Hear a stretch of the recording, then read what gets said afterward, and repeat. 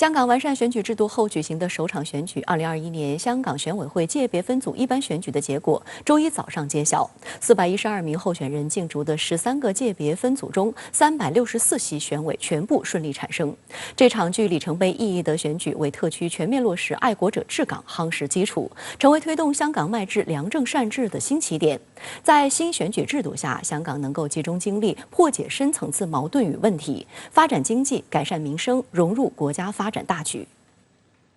2021年香港特区选举委员会界别分组一般选举投票结果周一清晨揭晓，412名候选人竞逐的13个界别分组中，364席选委全部顺利产生。在香港新选举制度下，选委会肩负重要功能，包括提名行政长官选举候选人和选出行政长官候选人，提名立法会选举候选人和选出40名立法会议员。根据新选举制度安排，在选委会的1500个席位中，共有325人已获裁定有效登记为选委会当然委员，并有156人获裁定有效提名为选委会委员。另外有603名候选人自动当选，412名候选人于周日竞逐364个席位。新一届选委会任期5年，从2021年10月22日开始，至2026年10月21日结束。国务院港澳办、香港中联办、香港特区政府周一分别发表谈话和声明祝贺。国务院港澳事务办公室发言人表示，这次选举是全面贯彻落实爱国者治港原则的一次生动实践，充分展示出香港由乱转治、由治及兴的新气象、新希望，有利于香港的长治久安，有利于香港民生福祉的改善，有利于一国两制实践行稳致远。香港中联办的声明表示，这次选举贯彻了爱国者治港原则，彰显了新选制的进步性、优越性，是在香港特色民主发展道路上迈出的重要一步。声明还指出，新当选的选举委员会委员来自香港社会各界别各阶层，具有广泛代表性，体现了新选举制度均衡参与的优势。而香港特区政府则表示，这是完善香港选举制度后的首场选举，象征着香港特区落实爱国者治港原则的政治体制踏进新里程，确保特区政权掌握在爱国爱港人士手中，从而推动香港实现良政善治。完善选举制度下的新选委会由此前的1200人增加到1500人，很多此前没有机会通过选委会参与选举的界别，此次都有参与的机会，包括基层社团、同乡社团、全国性团体的香港成员的代表等，符合均衡参与并具有广泛的代表性。还有媒体注意到，那些过往曾担任多届选委的超级富豪已不在名单之列。新当选选委中，除了传统意义上的社会精英外，也有人住过汤房，当过的士司机，从事过养猪业。令人眼前一亮的是，新任选委不乏年轻有为的新面孔，新移民和青年创业者也占有一席之地。年龄最小者是95后谢成润，1995年出生，现年26岁。根据全国青联9月8号消息，在香港特别行政区2021年选举委员会全国性团体香港成员的代表分组中，34名全国青联香港委员已通过资格审查自动当选，这其中就包括了谢成润。有民调显示，近70%市民相信选出的选委可以为业界和香港代言发声。此次选举共有4380名选民投票，投票率接近90%。投票率最高的3个组别为法律界、建筑测量、都市规划及园境界、科技创新界，3组别投票率均为100%。法律界选委当选人湯家驊在第一時間表示，此次選舉具備代表性和民眾認可度。裏邊包括大律師公會同埋呢個律師會，呢兩個會係包括咗所有我哋業界裏邊嘅成員嘅，咁所以我好難認同咧，今次嘅選舉係唔夠呢個認受性或者代表性。全國人大常委、香港選委會第5界別當然委員譚耀宗認為，當選的選委有足夠代表性。呢次嘅選舉呢，係團體代表團體票為主。每個團體呢，你睇翻呢，佢哋絕大部分都係香港好耐嘅日子，一個非常有代表性嘅團體，佢嘅成員涵蓋住成個界別，所以由團體嘅代表選出嚟嘅委員呢，更加呢唔係一般嘅委員咁簡單，而係經過界別認真研究考慮，先至選舉產生出嚟。此次选委会选举与以往最大的不同在于，全流程落实爱国者治港原则，不仅参选者要符合更为细致严格的提名资格要求，而且首次实施资格审查制度，由专门组建的候选人资格审查委员会负责审查并确认候选人资格，警方、国安处提供相应的协助。香港过往的选举对于反中乱港者几乎是不设防的，基本没有什么严格的资格限制、政治门槛，这导致反中乱港分子不仅能够堂而皇之的参选，且在选举中出现咄咄怪事，他们闹得越凶，越有可能高票当选。而爱国者治港原则实施，让选举制度不设防的历史就此画上句号，反中乱港势力企图进入管制体系之路基本被阻断。另一方面，新选制下，非建制派人士仍然有政治空间。社福界当选人狄志远是香港新思维主席，前民主党创党成员。此次选举，他的得票与另外2名候选人相同，最终经抽签胜出。他在选举结果出来后表示，只要能定位温和、理性作风，非建制派人士未来在立法会选举中仍然有空间，也会得到社會支持。最後結果，無論係因為我努力，抑或幸運所致，咁我都入咗去我哋嘅社福界嘅選委。非建制派喺今次嘅選委會選舉，或者嚟緊將來嘅立法會選舉呢，係仍然有空間嘅。非建制嘅朋友，如果可能重新定位一個溫和理性嘅作風呢，我相信仍然會得到社會同埋其他選委嘅支持。周日，狄志遠在還未得知選舉結果時，就接受深圳衛視記者專訪。他說，過去曾被標籤為反對派的人士，只要不使用攬炒手段，在完善選舉制度後的香港，依然有大把空間參政。我好相信中央唔想搞清一色，因為咁樣對香港冇好處。中央多次強調，香港最重要特色咧，佢就係一個國際城市。因為你作為一個國際城市咧，對祖國、對香港發展係非常之重要。我都估計咧，亦都會有非建制派嘅朋友會參加立法會選舉。佢哋贏嘅機會都會好大嚇，唔好去挑戰中央嘅管治嘅權威。我哋為香港啫嘛，唔係放棄嘅時候，仲有我哋未來嘅挑戰，仲有我哋嘅承擔，仲有我哋嘅機會。中央為香港制定國安法，完善香港選舉制度，說到底就是去除泛政治化桎梏，讓香港重新回到發展經濟、改善民生這個最根本的主題上來。目前香港有超過22萬人居於劏房，劏房人均居所樓面面積中位數不到7平方米。截至今年6月底，有15萬個家庭及10萬個人申請者在政府公屋輪候冊上，總共約55萬人。公屋一般申請者的平均輪候時間需要5.8年。這是治理效率低下，嚴重影響香港市民福祉的典型案例。造成這種後果的一個重要原因就是無休止的政治爭拗，耽誤了民生經濟難題的破解。如今中央及時出手，完善香港選舉制度，阻斷反中亂港分子混入選委會、立法會的同時，為了聚焦香港民生經濟問題，新一屆選委會還增設中小企業界、基層社團代表，改組資訊科技界為科技創新界。基層社團界別的增設會讓候選人重視基層民眾的聲音，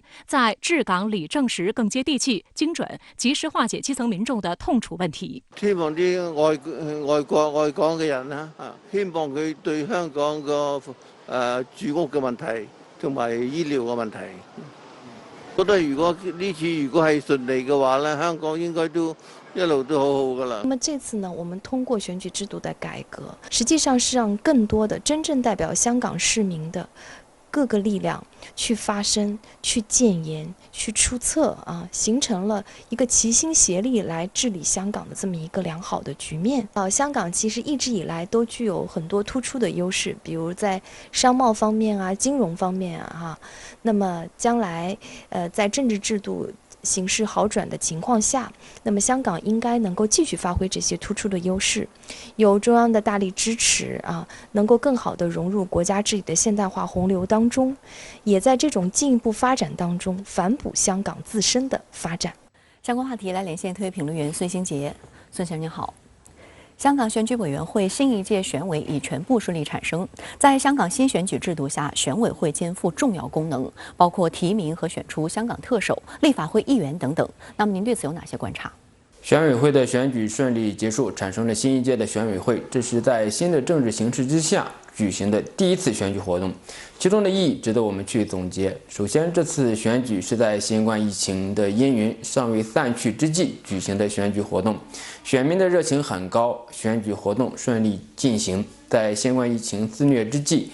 要进行大规模的选举活动，风险还是比较大的。我想，选委会的选举活动的顺利进行，也是我们战胜疫情的象征。其次，这是新的选举制度之下举行的第一次选举活动。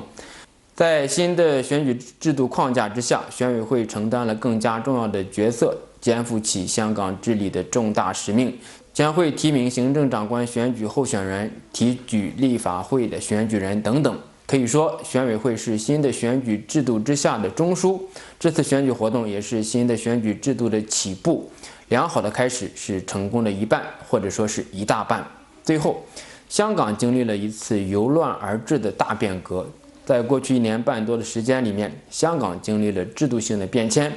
制定新的选举办法，颁行国安法，举行选举活动，这些都是贯彻一国两制制度、爱国者治港尝试和探索。可以毫不夸张地说，在过去1年多时间里面，香港的角色地位经历了一次彻底的重塑。是对以往香港政治中累积的各种弊端的拨乱反正。这次选委会的选举以及后续的选举活动，将是一国两制行稳致远的新的开端。爱国者治港是一国两制的具体的实践，选举制度是香港治理体系的重要一环，也要服务于香港的长远的稳定和繁荣。相信香港已经踏上了新的征程。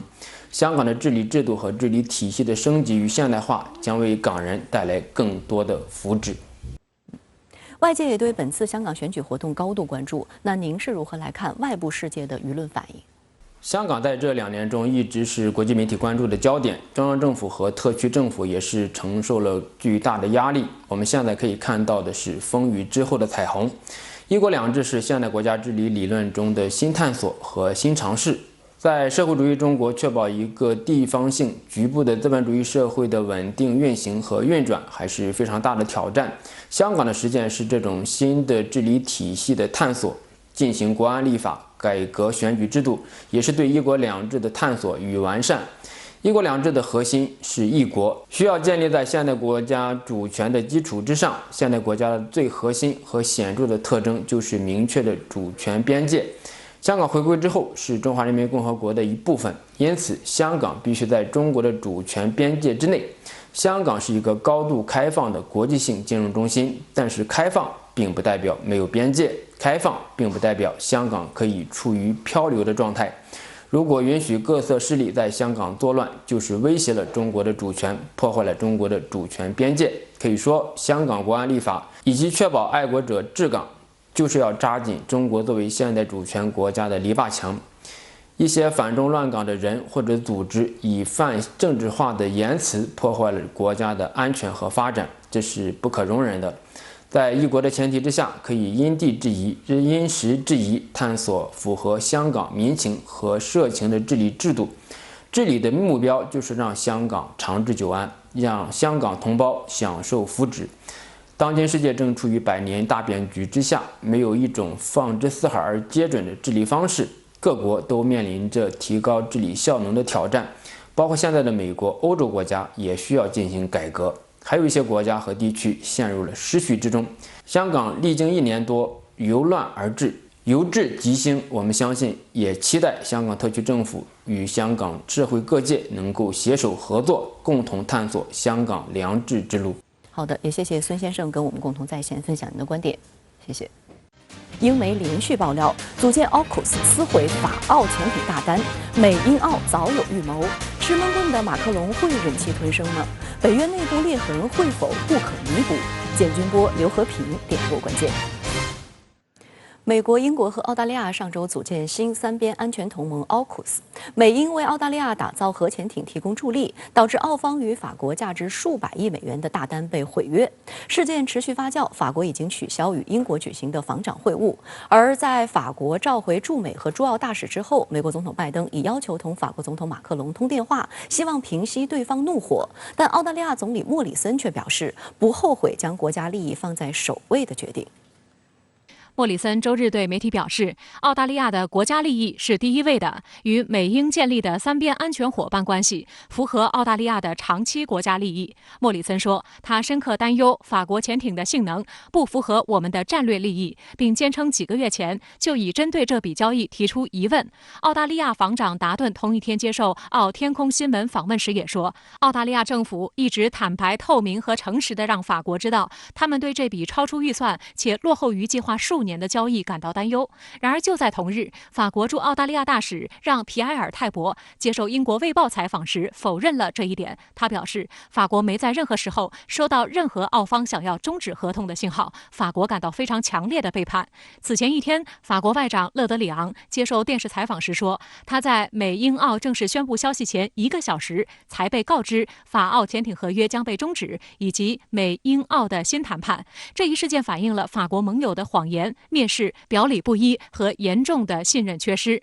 勒德里昂还说，法国召回驻美国大使是法美关系史上第一次，这一重大政治举动表明危机的严重性。法国将重新评估自身立场，以捍卫自身利益。为平息法国的怒火，美国总统拜登已要求同法国总统马克龙通电话。法国政府发言人周日说，两位领导人将在未来几天内通话，届时马克龙将要求拜登针对这起看起来很像严重违反信任的行为作出回应。question qui se joue ici, c'est celle des forces en présence, des équilibres dans la zone Indo-Pacifique, où se joue une partie de notre avenir et des relations avec la Chine.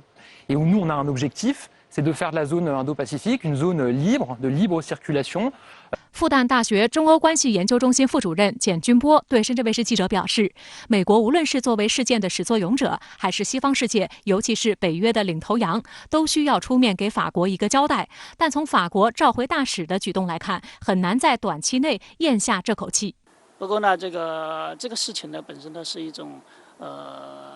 这个贸易行为，所以它不属于这个美国找的对法国的这个政策的根本性的改变，所以最终我想还是他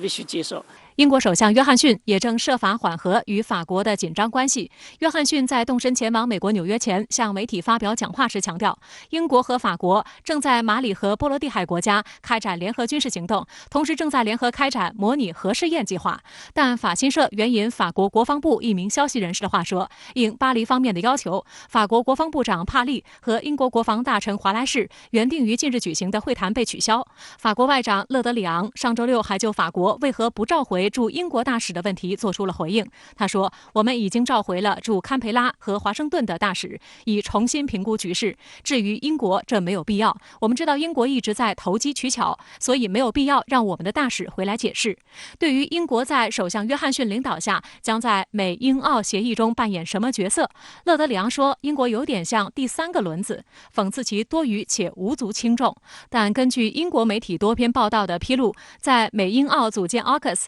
及撕毁法澳潜艇大单事件中，英国实际上发挥了关键的牵线搭桥作用。据英国《泰晤士报》周日的报道，澳大利亚至少在今年3月就秘密部署要转而与英美合作。当时，英国首席海务大臣、海军参谋长拉达金应邀与澳海军司令努南举行会晤，澳方趁机探问英美是否能协助澳洲打造核动力潜艇。澳方认为，虽然5年前已同意向法国采购柴电潜艇，但他们的速度、静音性、续航力、机动性及坚侦能力恐怕不足以应对区域内的新挑战。拉达金返回英国后，即刻向上报告此事。首相办公室随即展开代号“无钩”的秘密行动，全英国只有包括首相、外交和国防大臣在内的10个人知道相关细节。另一家英媒《每日电讯报》同日也披露，早在今年6月于英国举行的 G7 峰会上，美英澳3国就已讨论和敲定了合作细节。然而，同样与会的法国总统马克龙却一无所知，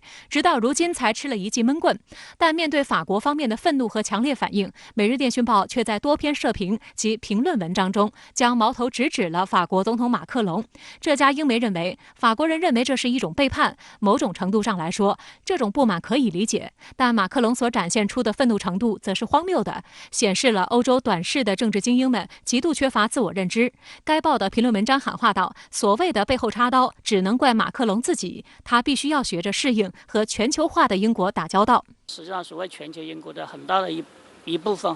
就是加强跟美国的特殊的这个英美关系，包括在防务领域的合作。是它的这个一个很重要的全球英国很战略方面一个很重要的内容。所以它脱欧之后的主要的这个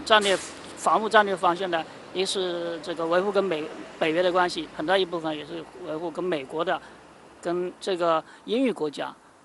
的这些国家的防务关系。除了对美英澳展开强硬姿态外，法国内部也开始反思事件。上周五，法国极左翼政党不屈的法兰西党首已宣布竞逐2022年法国总统大选的国民议会现任议员让·吕克·梅朗雄，在法国媒体《舆论报》发表评论文章称，这是美国对法国这一盟友的一次羞辱，是时候停止自欺欺人了，是时候重新取得独立自主了。法国追随美国在印太地区冒险是多么荒谬！在评论文章中，梅朗雄还提到了中国，他提出一个问题：中国是我们的威胁吗？随后又给出自己的答案：不是。他指出，2019年北约国家的军费占全球的1半以上，其中美国又占据大头。五角大楼担忧中国军费增长的说法是错误的，中国是因感受到威胁才提高军费的。此外，无论是海外军事基地、航空母舰，还是核弹头的数量，美国都远超中国。简而言之，中国的防务是出于自卫，并非是法国和世界的军事威胁。因此，梅朗雄认为，法国和中国的军事竞赛只符合美国的利益。梅朗雄还于上周3发表的一则新闻稿中明确呼吁，法国应当退出北约，并将北约设在图卢兹的太空卓越中心逐出法国。法国前驻美大使阿劳德和梅朗雄持相同立场，他认为这场外交危机尤其要让法国和欧盟重新审视一个问题，那就是面对中国，欧盟能不能有一个独立于美国的共同政策。他还指出，马克龙曾多次表示，北约正在经历脑死亡，呼吁欧盟独立思考当前形势，摆脱在安全问题上对美国的依赖。马克龙对北约的态度已不是什么秘密。法国外长勒德里昂上周6就表示，应法国总统的要求，北约已开始对其基础进行反思，在马德里举行的下一届北约峰会将推出新的战略理念。显然，刚刚发生的事件将会对其带来影响。勒德里昂强调，美国此前突然从阿富汗撤军就没有与盟国协商，再加上此次潜艇合约事件，由此可见，欧洲人应该团结起来，共同捍卫自己的利益。这个事情会刺激法国，重新考虑它在北约当中的这个作用，以及考虑它跟北约的关系。会不会退出北约呢？我想这一点，可能值得观察哈。还有一个呢，就是可能会进一步刺激整个欧盟，考虑这个提升欧盟的所谓战略自主，其中包括防务自主这一点肯定是肯定的。对，至于能不能做到北约解体，我想这个还为时尚早。值得注意的是，面对法国的愤愤不平，俄罗斯外交部发言人扎哈罗娃却讽刺道，俄方对法国的怨恨以及愤慨行为感到不能理解。撕毁合同对法国来说应该是习以为常的事才对。法国2015年取消了俄罗斯订购的2艘西北风级2栖攻击舰合同，俄罗斯也没说什么，更没表现得像现在的法国一样怒不可遏。他们和法国不还是友好相处吗？怎么现在换作是自己被毁约捅刀就不行了呢？还是说他们法国只允许自己在背后捅刀别人，却不允许别人从背后捅他？这样双标可不太好吧？西北风级2栖攻击舰是法国海军现役的2栖攻击舰，是法国海军2栖作战和远洋投送主力。2009年，俄罗斯决定从法国购买4艘该型2栖攻击舰，并于2011年6月正式与法国签署协议。这也是俄罗斯迄今为止最大的一笔海外军购。首批2艘弗拉迪沃斯托克号和塞巴斯托波尔号原先预计在2014年和2015年交付俄方。随着俄罗斯与西方的关系逐渐转差，美国不断对法国施加压力，要求终止这笔交易。特别是克里米亚事件发生后，西方对俄罗斯实施制裁，法国也顺势宣布无限期推迟交货。2015年，法国已向俄罗斯支付12亿欧元的代价，解决了西北风级2栖攻击舰交易产生的争议。最终，这2艘西北风被转售给了埃及。相关话题来连线推评论员刘和平。刘先生您好。美法澳潜艇外交风波愈演愈烈，法国总统马克龙将在未来几天与美国总统拜登通电话，要求对方给解释。对此您是如何看？我注意到这件事情不仅在法国与美英澳关系中掀起了滔天巨浪，而且引起了中国民众的高度关注与热烈讨论，并且中国国内的主流民意都是支持法国、谴责美英澳的。那么作为一个中国观众，我们究竟应该以一种什么样的心态来看待这件事情？我个人认为，作为中国人，我们大可没有必要选边站，只要搬出小板凳，掏出瓜子看戏就可以了。这背后的原因就在于，无论是法国卖12艘常规潜艇给澳大利亚，还是美英为澳大利亚生产8艘核动力潜艇，其本质都是西方国家的军事扩张，都有损于印太地区的和平与稳定，尤其是会威胁到中国的国家安全。在这种情况下，我们不能认为法国卖潜艇给澳大利亚就是正义的，而美英卖潜艇给澳大利亚就是非正义的。事实上，这里面没有什么是非正义可言，它的本质就是法国与美英之间一场赤裸裸的经济利益之争，或者也可以说，它就是一个单纯的经济合同纠纷。按理来说，既然它的本质是一单经济合同纠纷，那法国完全可以依照合约来办事，要求澳大利亚给予经济赔偿。然而法国却把它上升为了政治与外交纠纷，让法国与美澳关系走到了断交的边缘。这背后的原因恰恰就在于这个蛋糕实在是太大了，高达900亿澳元，钱已经被法国吃到了嘴巴里面，却硬生生的被美英从嘴巴里面给抠出去了。而法国总统马克龙愿意接听拜登总统的电话，希望从对方那里得到一个合理的解释。这或许也就说明法国已经意识到自己的反应有些过度了。为了报复美澳毁约行为，法国有政治人物呼吁马克龙政府退出北约，不再在印太地区跟随美国步伐，并鼓动整个欧盟团结应对。您觉得有这种可能性吗？我注意到，虽然法国既是欧盟内的核心成员，也是欧洲大陆具有号召力与举足轻重影响力的国家，但是在这件事情中，尽管法国像一头愤怒的狮子那样不断地对着美英澳3国咆哮，然而整个欧盟并没有说过任何过头的话，更没有跟在法国后面采取实质性的行动。同时，欧洲的大国德国、意大利等国家这更是一声不吭，保持了沉默，好像这件事情跟自己没有什么关系。我认为这背后的原因就在于，一个方面是因为在这件事情中，法国并不占据道义上的优势，它仅仅只是涉及到国家利益之争，而且仅仅是法国一个国家与美英的国家利益之争，并不是整个欧盟的，更不是德国与意大利等国家的。另外一方面，这是因为整个欧盟27个成员国已经处于了一盘散沙状态，他们各自有各自的利益诉求，压根就团结不起来。这就是当拜登政府要求欧盟跟在美国后面一起对付中国的时候，以法国为首的一些国家可以带头对美国说不的原因。而美国没有能力召集全体欧盟成员国共同对付中国，也就意味着法国同样甚至是更加没有能力召集欧盟成员国来共同对付美国与英国。这就是法国当前不得不面对的尴尬处境。至于让法国退出北约，那仅仅是法国国内的一些激进政客在危言耸听、博领眼球、捞取政治资本而已。因为当前的情形是，法国需要寻求北约的军事保护，离开了美国领导的北约，不仅法国会成为西方世界中离家出走的孤儿，而且光凭法国的一己之力，压根就不可能保护自己在全球范围内的国家利益。相反，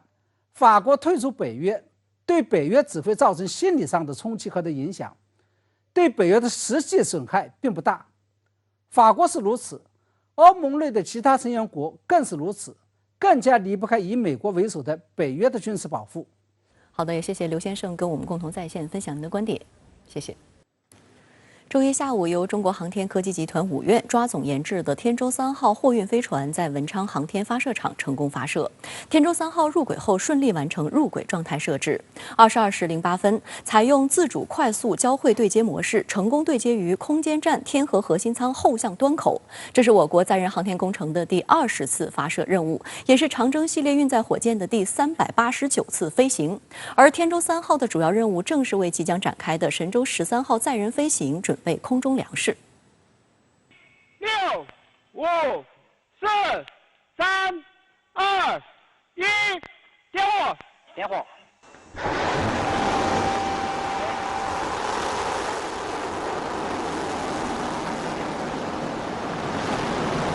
周一下午15时10分，搭载天舟3号货运飞船的长征7号遥4运载火箭，在我国文昌航天发射场点火发射。约597秒后，飞船与火箭成功分离，进入预定轨道。15时22分，飞船太阳能帆板顺利展开，且工作正常，发射取得圆满成功。在阖家团圆的中秋佳节来临之际，天舟3号为坚守太空岗位的天和、天舟2号2位好兄弟送上了来自家乡亲人们的中秋问候和惊喜大礼。天舟货运飞船可以分为货物舱与推进舱，航天员的生活物资以及其他科学实验设备就整整齐齐地摆放在货物舱内。据了解，与天舟2号货运飞船相比，此次天舟3号货运飞船多携带了25%的货物量，包括3个人6个月的生活消耗品，以及一套舱外航天服，满足后续3名航天员出差6个月的生活保障。而神舟13号载人飞船预计将于国庆期间发射，天舟3号的主要任务就是为这次飞行任务准备物资。天舟货运飞船的货物舱后端还连接着另一个重要舱段推进舱。如果说天舟货运飞船是整个空间站系统的后勤保障部队，那么推进舱就是货运飞船的能源系统。它一方面为飞船自身提供飞行动力，另一方面则为空间站天和核心舱进行在轨燃料补加。同时，推进舱舱外安装的2对太阳电池翼为飞船提供了源源不断的电能输送，确保整船电源系统的正常运行。作为新任带货高手，天舟3号自己却吃得不多。据推进舱总装设计师介绍，此次天舟3号货运飞船的推进舱内储存推进剂的储箱从8只减少至4只，仅携带了天舟2号1半的燃料，真正做到了多带货少带燃料。据了解，在空间站建造阶段，我国将安排4艘货运飞船为空间站建造添砖加瓦，在天地间架起物资保障生命线。此次天舟3号是我国空间站建造阶段发射的第2艘货运飞船，标志着我国空间站建造任务正按计划有序推进。据报道，10月3号，神舟13号载人飞船将起航，新太空出差3人组将搭乘飞船，开始为期长达183天的太空之旅。由于神舟12号飞船的备份航天员分别是翟志刚、王亚平、叶光富，有网友就猜测，新太空出差3人组很有可能就是这3个人。理由是翟志刚、王亚平均执行过飞行任务，叶光富属于新手，满足老带新。更重要的是，王亚平是女航天员。神舟13载人飞船在10月份即将发射，那么这次发射的话，应该说有很多工作需要做。那么这里边最主要的，我觉得就是在核心舱的话，不仅要开展工作，而且的话呢，核心舱外端的建设，这包括的话呢，我们说像梦天、天卫啊这2个舱外的参段，这个舱段的话呢，应该说有很多的工作要做，所以这个呢就需要时间。这也是为什么神舟13这些航天员要在太空的话呢待半年以上。此外，2022年我国空间站就将初步建成。建成后的空间站最多可容纳6人，而后空间站会迎来第一批外国航天员。现在，德国、法国和意大利的3位航天员正紧锣密鼓地学习中文。再有9天，日本自民党就要举行总裁选举。随着选举由3人对决变成4人混战，不确定性大增。上个周末，4名候选人参加多场电视辩论，阐述政纲。外界注意到，4人都对华发表强硬言论，但各有温差。河野太郎在某些辩论环节以温和言论为自己当选做铺垫，还提出与中国领导人定期会晤的设想。上周6和周日，日本记者俱乐部、日本放送协会电视台和富士电视台先后举办自民党总裁候选人辩论会。值得注意的是，河野太郎在上周6的辩論中表示，日中关系不仅包含安全保障问題，還有經濟與人文交流，日本應該努力發揮外交能力。この首脳会談というのは定期的にやっていくべきですし、政府間の会談というのもしっかりと続けていって意思の疎通を図るというのは大事だと思います。但河野太郎也表示，对于下届日本首相是否出席北京冬奥会还有待讨论。当天的辩论中，主持人问及明年是中日邦交正常化50周年，个人有何打算？河野和岸田都表示要和中国对话，野田圣子则表示日本有必要为改善中美关系做出外交努力。而4人中最强硬的靖国神社常客高市早苗则称要为台海事态提前做好准备。值得警惕的是，高市早苗还是唯一一个认为日本应该请求美国在日本本土部署中程弹道导弹的人。担任过防卫大臣的河野则强烈反对，他表示，如果发射班机完全由美国人独自控制，那根本不会提高日本的应对能力。河野还指出，这是日本的主权问题，与中国的安全问题完全不沾边。日本朝日新闻近日的民调显示，被认为过于戏剧化的高市早苗仅获得3%的支持率，排名垫底。高市呢，就是最危险的一个人物，其他3个人其实应该讲也差不多。总体来讲不会有根本的这个一个冲击啊，关键还是我们自己这个中国呢自己这个做好啊，我们能够就是起一个这个对日本的这个就是说，无论他的政治家，无论中日关系啊，我们要有一个主导性的那个塑造的这样一个目标。在美国宣布转让核潜艇技术给澳大利亚之际，日本的态度也受到外界的关注。在辩论中，4名候选人都表态不赞成修改无核3原则。河野太郎表示，日本是世界上唯一的所谓核爆受害国。岸田文雄则表示，日本不能在呼吁朝鲜废核的时候自己用核。日本目前还没有走出第5轮疫情的阴影，被认为疫情应对得力的河野太郎继续打疫情牌。ぜひこの日本の国のコロナの対応を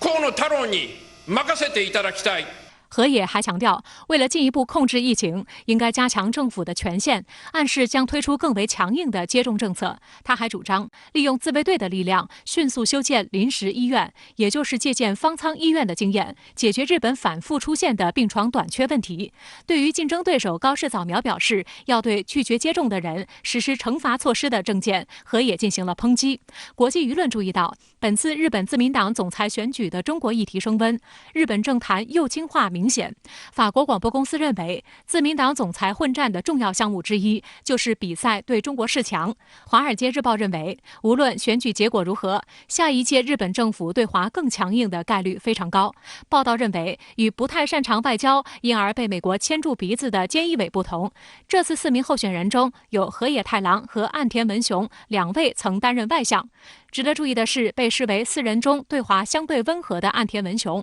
近日在接受日本经济新闻采访时罕见表态，将把抗衡中国作为他的政纲，并提及台湾问题。河野太郎今年8月也以出版新书《推动日本前进》的方式推销他的强硬政策。他在书中称中国是日本的威胁，并表示要效仿美国，拉拢更多亚洲国家组建同盟。随着选举临近，河野太郎进行了一些回调，放弃了一些此前强硬的论调。日本雅虎新闻报道称，河野太郎强调并不反对河野谈话，这与河野太郎初入内阁时强调自己与父亲不同的论调有显著差异。河野太郎的父亲及河野洋平曾在1993年8月4日以日本官房内阁长官身份发表反省2战的谈话，被称为河野谈话。他受他父亲的影响，恐怕还是很难避免的。所以就是说，如果他真的当选之后，那么对于中日关系的这个考量和处理上，他的家庭的这个情况，这个影响对他的这个就是说制约的作用，我认为还是有的。